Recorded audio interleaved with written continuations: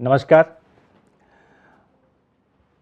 This statement today contains broadly 4 parts. The first part, I would focus on the MPC's decision and the rationale behind the MPC's decision. Together with that, I will brief all of you about RBI's assessment of growth and inflation. In the second part, I have made an effort to provide some guidance on liquidity and financial markets. In the third part, I would be announcing certain additional measures, and finally in the fourth part, I would be concluding, and in the concluding para also I would bring out the broad approach of the RBI going forward during this year. So, I request your patience. The Monetary Policy Committee met on 2nd, 3rd and 4th June 2021 and took stock of the evolving macroeconomic and financial conditions as well as the impact of the COVID wave, the second wave of the COVID on the economy.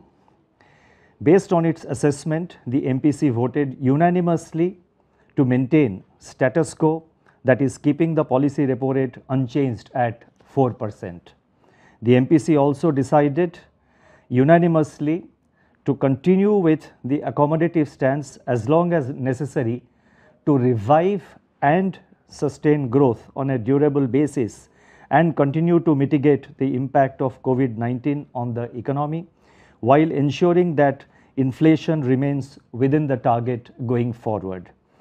The marginal standing facility, that is MSF rate, and the bank rate remain unchanged at 4.25%.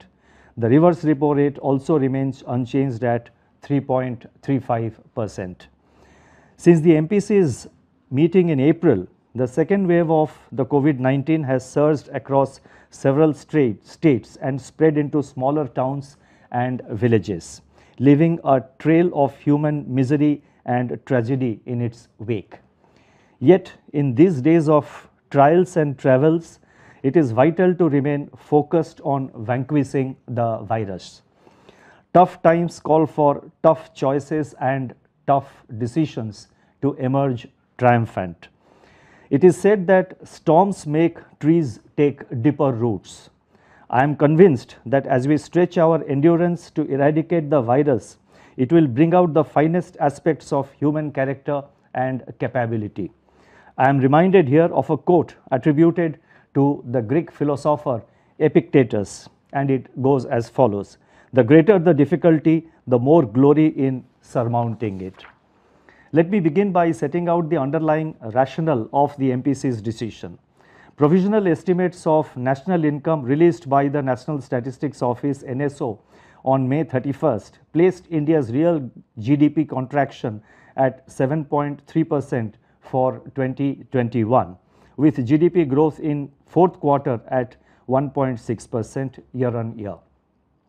The forecast of a normal southwest monsoon, the resilience of agriculture and the farm economy, the adoption of COVID-compatible person operational models by businesses, and the gathering momentum of global recovery are forces that can provide tailwinds to revival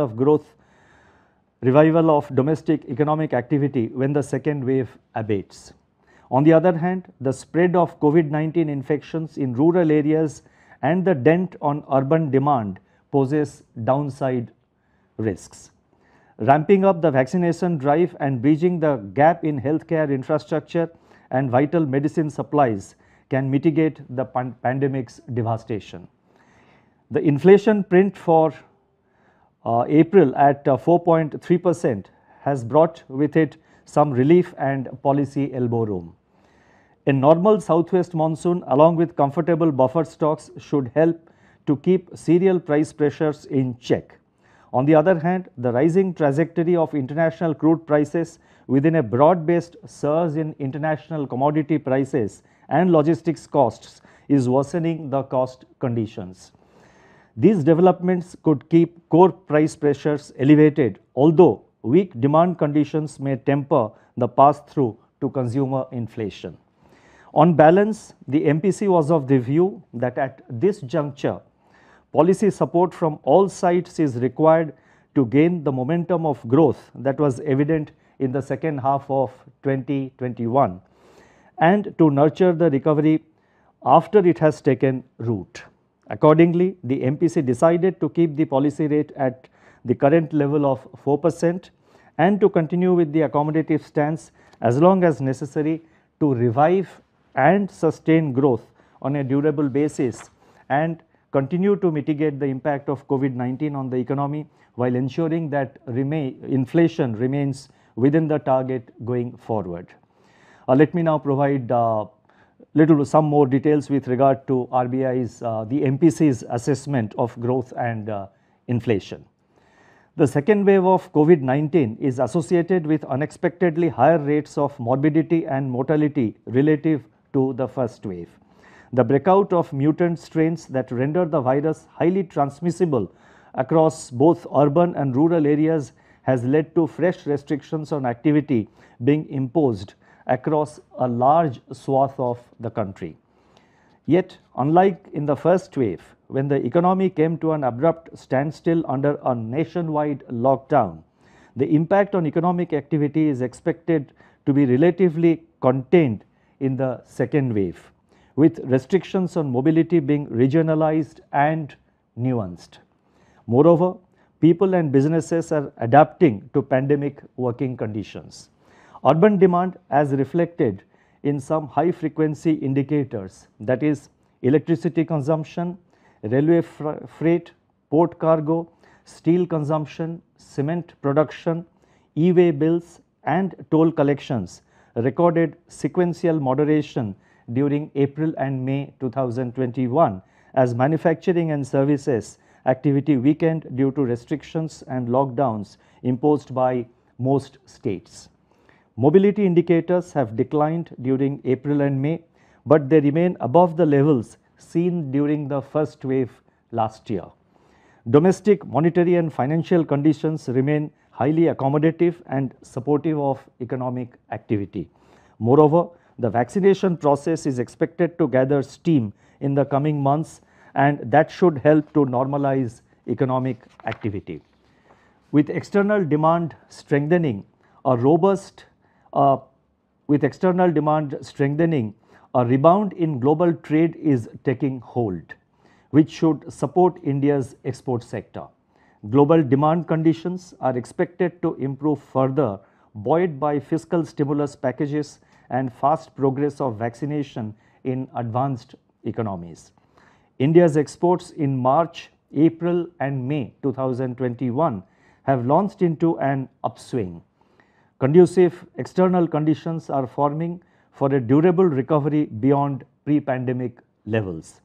The need of the hour is for enhanced and targeted policy support for exports.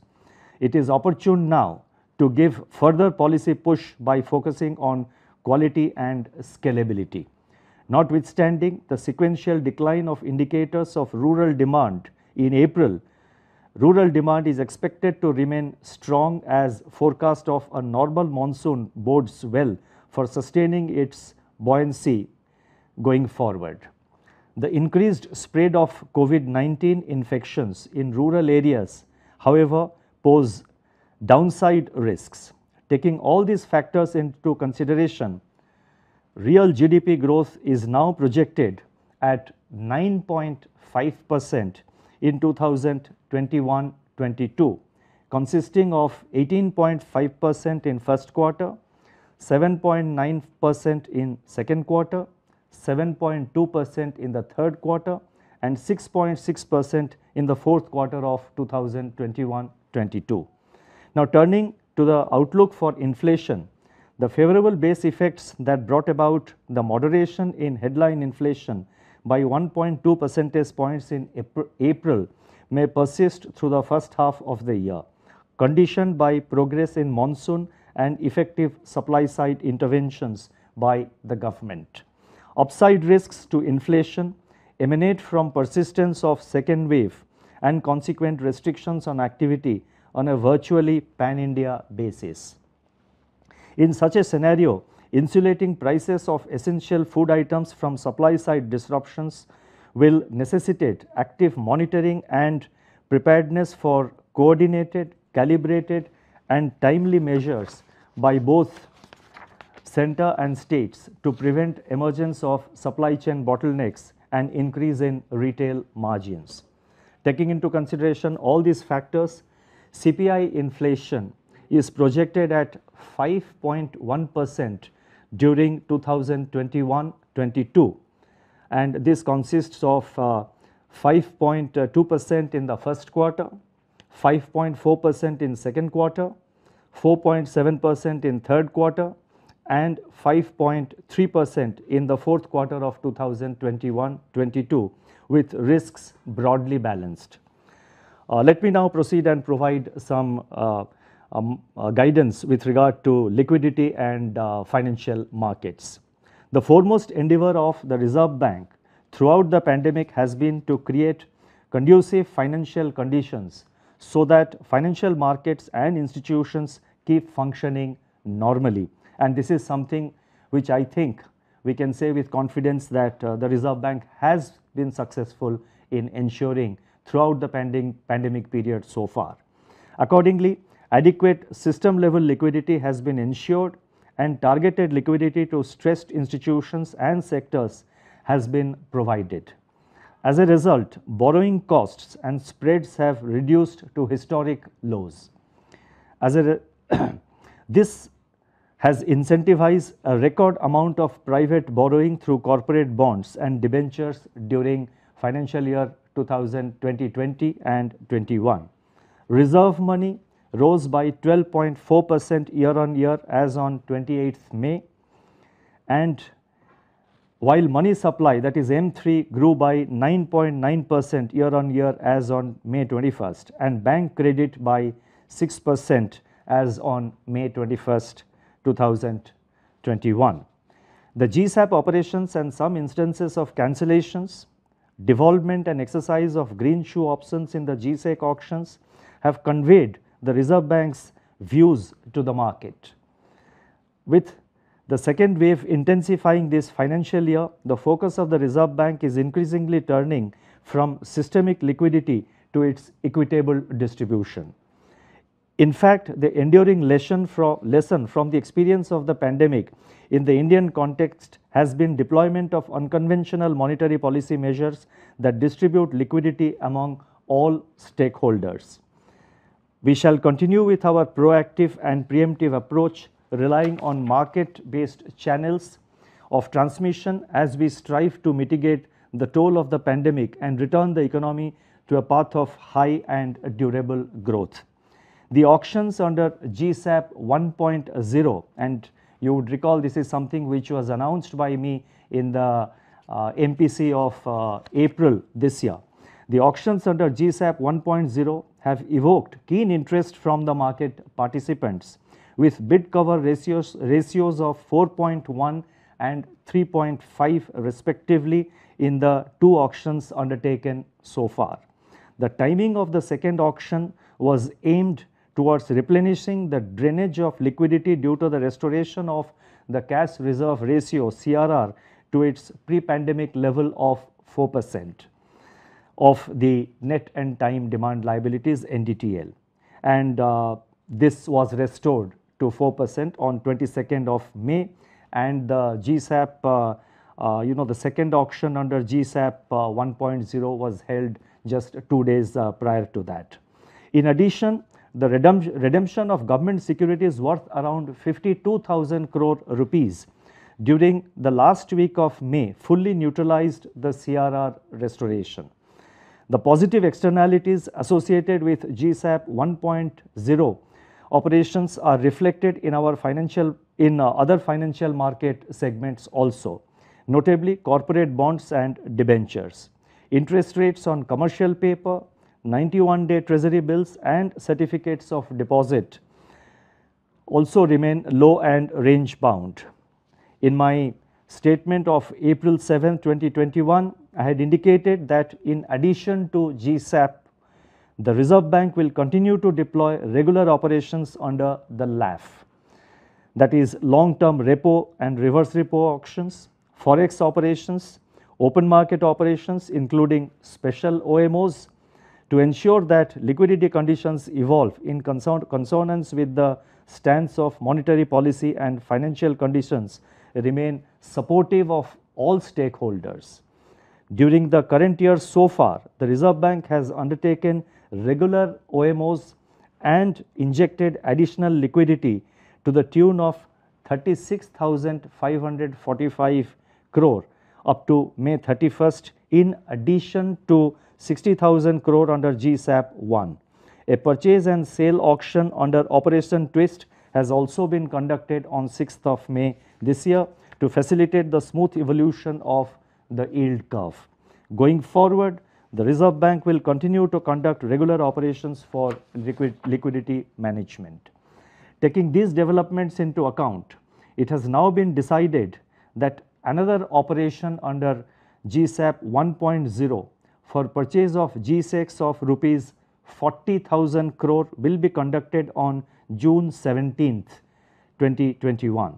Of this, 10,000 crore would constitute purchase of state development loans, SDLs, that is the borrowing done by the papers, the borrowing done by the state governments. It has also been decided, I repeat, it has also been decided to undertake GSAP 2.0 in the second quarter of 2021-22 and conduct secondary market purchase operations of rupees 1.20 lakh crore, that is rupees 1,20,000 crore, to support the market. The specific dates and securities under GSAP 2.0 operation will be indicated separately. We do expect the market to respond appropriately to this announcement of GSAP 2.0. After a risk-off period of retrenchment in April-May, the prospects for capital flows to India are improving again. While these flows ease external financing constraints, they also impart volatility to financial markets and asset prices while producing undesirable and unintended fluctuations in liquidity that can vitiate the monetary policy stance.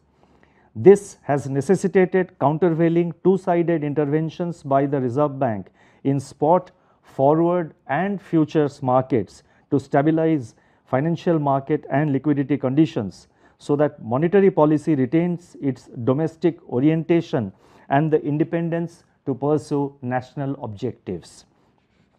Thus, the Reserve Bank actively engages in both purchases and sales in foreign exchange market and its various segments.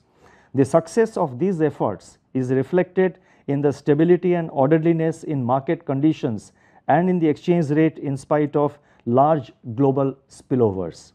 In the process, strength is imparted to the country's balance sheet by accumulation of reserves. And let me mention here that as of last Friday, the country's forex reserves had touched $598.2 billion US dollars, and this is a figure which will be announced which will be announced as a part of our weekly statement later today.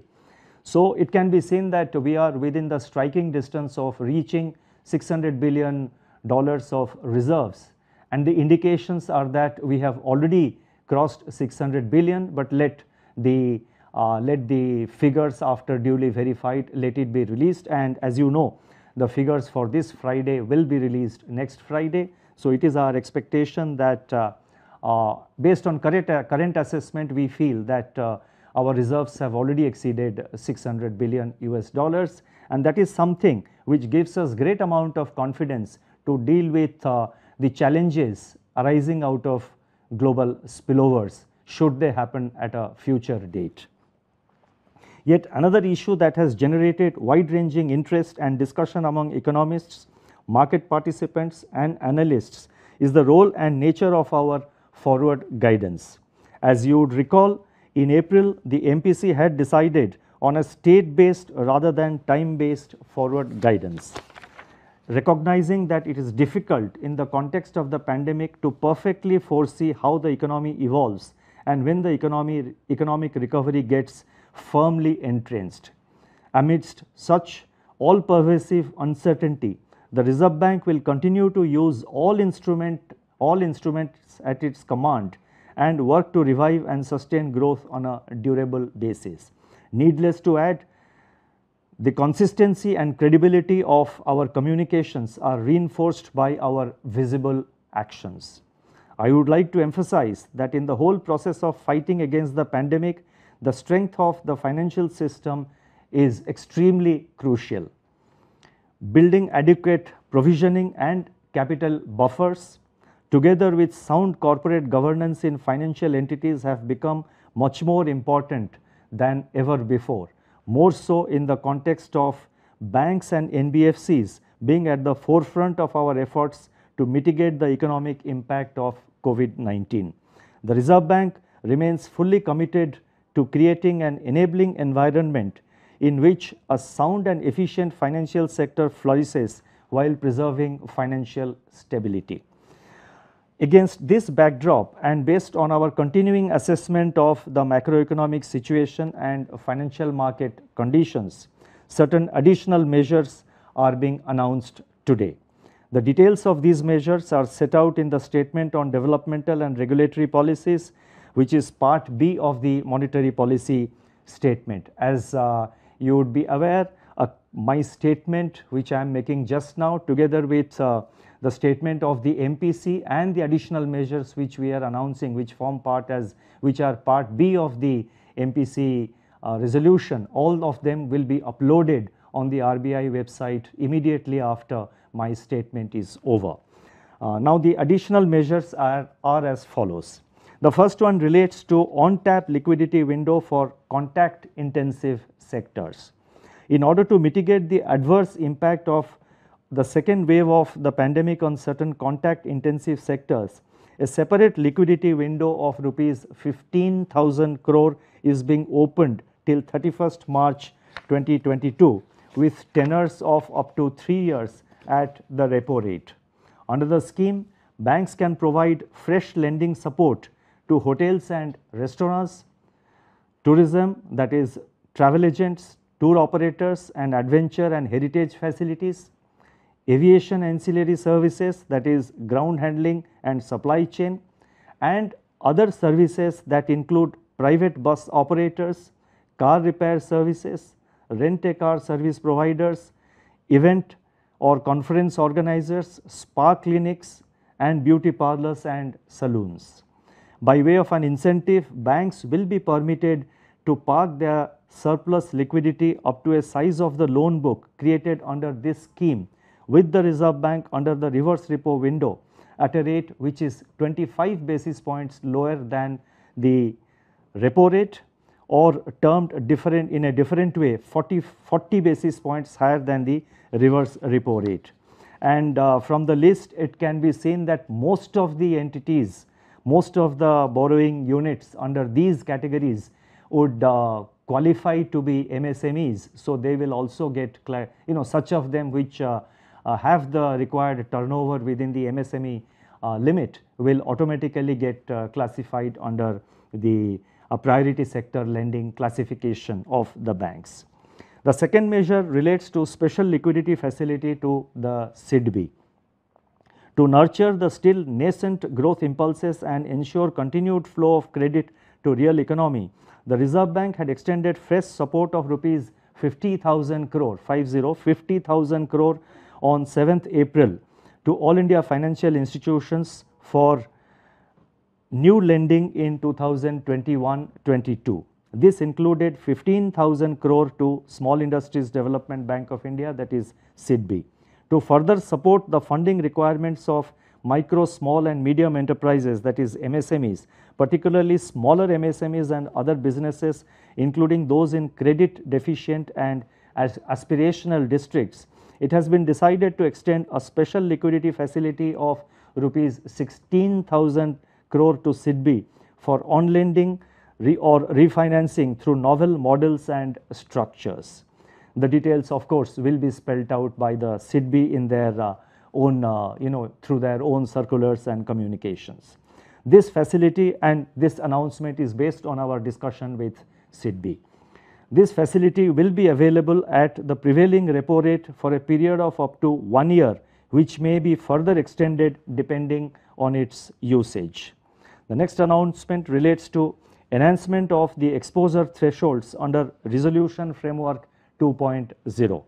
The Resolution Framework 2.0 announced by the Reserve Bank on 5th of May provides for resolution of COVID-19 related stress of MSMEs as well as non-MSME small businesses and loans to individuals for business purposes. With a view to enabling a larger set of borrowers to avail of the benefits under the Resolution Framework 2.0, it has been decided to expand the coverage of borrowers under the scheme by enhancing the maximum aggregate exposure threshold from 25 crore to rupees 50 crore for MSMEs, non-MSME small businesses and loans to individuals for business purposes. The next measure relates to placement of margins for government securities transactions on behalf of the foreign portfolio investors. The Reserve Bank has been taking several measures to encourage investments by FPIs, that is foreign portfolio investors, in the Indian debt market. With a view to easing operational constraints faced by FPIs and promoting ease of doing business, it has been decided to permit authorized dealer banks to place margins on behalf of their FPI clients for their transactions in government securities, including state development loans and treasury bills, within the credit risk management framework of the banks. The next announcement, the next measure relates to facilitating flexibility in liquidity management by issuers of certificates of deposits. In December 2020, regional rural banks were permitted to access the liquidity windows of the Reserve Bank as well as the call and notice money market in order to facilitate more efficient liquidity management by the regional rural banks, that is RRBs, at competitive rates. To provide greater flexibility in raising short-term funds by RRBs, it has now been decided to permit RRBs to issue certificates of deposit. It has also been decided that all issuers of certificates of deposits, that is CDs, will be permitted to buy back their CDs before maturity subject to certain conditions. This will facilitate greater flexibility in liquidity management. The next announcement, and this is the last one, relates to availability of National Automated Clearing House (NAC). I repeat, National Automated Clearing House (NAC) on all days of the week. NAC, a bulk payment system operated by the NPCI, facilitates one-to-many and also many-to-one credit transfers such as payment of dividend, interest, salary, pension, etc., as also collection of payments pertaining to electricity, gas, telephone, water, periodic installments towards loans, investments in mutual funds, insurance premium, etc. NAC has emerged as a popular and prominent mode of direct benefit transfer, that is DBT, to large number of beneficiaries. This has helped transfer of government subsidies during the present COVID-19 in a timely and transparent manner. In order to further enhance customer convenience and to leverage the 24/7 availability of RTGS, NAC, which is currently available on bank working days, is proposed to be made available on all working days of the week. I correct myself. It is now proposed to be made available on all days of the week effective from 1st August. So till now it was available on the bank working days. Now it will be available even on bank holidays. The relevant instructions, circulars for all these measures will be issued separately. Let me now conclude my statement today. In the year gone by, the Reserve Bank has engaged in safeguarding the economy and the financing system from the ravages of the pandemic. We have been on continuous vigil through the first wave, the lull between the waves, and now in the second wave. Maintaining financial stability and congenial financing conditions for all stakeholders is a commitment that we have adhered to assiduously. The sudden rise in COVID-19 infections and fatalities has impaired the nascent recovery that was underway, but has not snuffed it out. The impulses of growth are still alive. Aggregate supply conditions have shown resilience in the face of the second wave.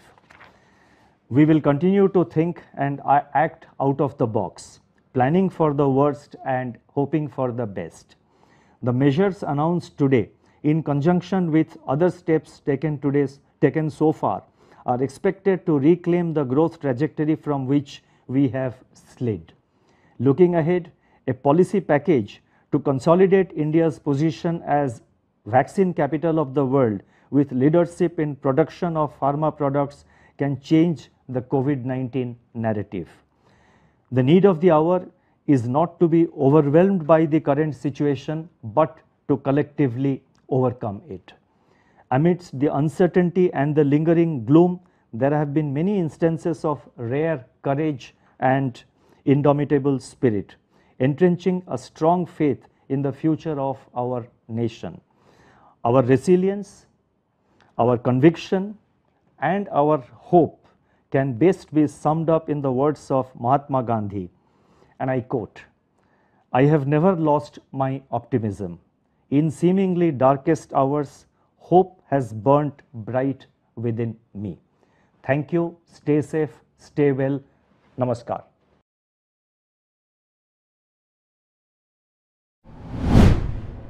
If you like this video, share it and subscribe to Business Standard. For more news, views and insights, log on to www.business-standard.com. Do also follow us on YouTube, Twitter, Facebook, Instagram, Telegram and LinkedIn.